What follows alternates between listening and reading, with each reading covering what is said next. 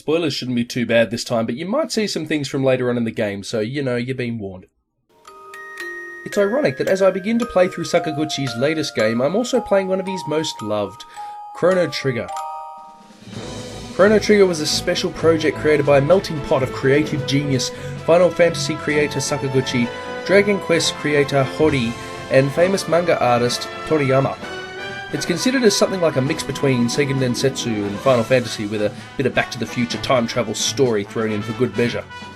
I loved this game when I first played it. The original version never got released here, just for something different, but I remember hiring a US cartridge from the local video library along with an adapter, and wow, I was hooked. I actually played this before I ever played a Final Fantasy, so it was like discovering a whole new role-playing world. The game is beautifully presented. The graphics are some of the best on the system, with tall, expressive characters and beautiful locales to visit on the journey. It sure shows up Earthbound, that's for sure.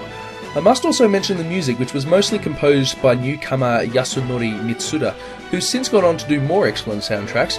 But during the development of Chrono Trigger, he became sick with a stomach ulcer, so the remaining tracks that needed composing were made by Final Fantasy legend Nobuo Uematsu. The soundtrack is wonderfully eclectic and has some absolute killer melodies. It's one of the all-time classics without a doubt. And then there's the story.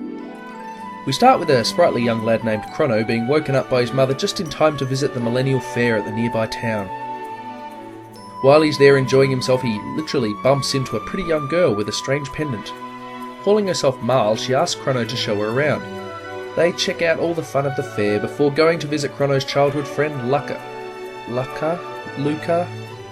The Japanese pronunciation was Ruka, so I guess it's probably Luca. Anyway, she prides herself on being an inventor. She claims to have invented a teleportation device. Chrono tries it out successfully, but when Marl demands to have a turn, something goes terribly wrong. She gets sucked into a time vortex and disappears. Chrono, ever the brave hero, grabs her pendant and goes after her. When he reappears, he discovers that he's actually travelled 400 years into the past, where the townsfolk are in the middle of a drawn-out war with an evil magic fiend called Magus. The Queen's been kidnapped, and the people are trying to figure out a way to recover her, but rumours say that she's just been discovered and is now safe at the castle. Cool. Chrono walks to the castle and discovers that the Queen that they found wasn't the Queen at all, but Marl, who bears an uncanny resemblance to Queen Leene. Now come the time paradoxes. Leene was Marl's great-great-great-great-great-great-great-great-grandmother, and now that the men have called off the search, Leene will soon be killed, which means Marl will never be born. So, it's up to Chrono, Luca, and their newfound friend Frog. He's a noble knight with a mysterious past. He's also a frog. The three of them are going to go rescue the real Queen Leene and save everybody. Once the heroes save the day, they return to their own time. Phew, everything turned out alright. Or did it? Turns out the king thinks you kidnapped his daughter, so poor Chrono has to go through a court trial, which brings up actions that you did earlier in the game as evidence against you. At any rate, you get thrown into jail and you have to stage a great escape. Look, I could go on retelling the story, but it'd take forever. Suffice to say that it's a very exciting tale that takes you all the way to post-apocalyptic future, and all the way back to an era of cavemen and dinosaurs. All this centres on stopping a cataclysmic event involving an immense alien menace known as Lavos from destroying the Earth. And there's more than a couple of twists and turns along the way. You play as such a wonderful and eclectic group of characters, you almost don't notice that the leader never says a word, even when he comes out of the closet. The battle system's pretty similar to a Final Fantasy or Dragon Quest. Instead of magic, the characters do text, but it's the same principle. All battles happen on the field, which is a nice change. No swirly random battle screens here. The only other really cool thing is that as the characters level up and learn new text, they can combine text with other characters, resulting in some really awesome crossovers, especially the spectacular three-way attacks. There isn't a huge need to grind in this game. Sure, it helps. If you're more powerful, then you'll find the battles easier, but some enemies can just be bypassed as you go. You don't have to fight them if you don't want.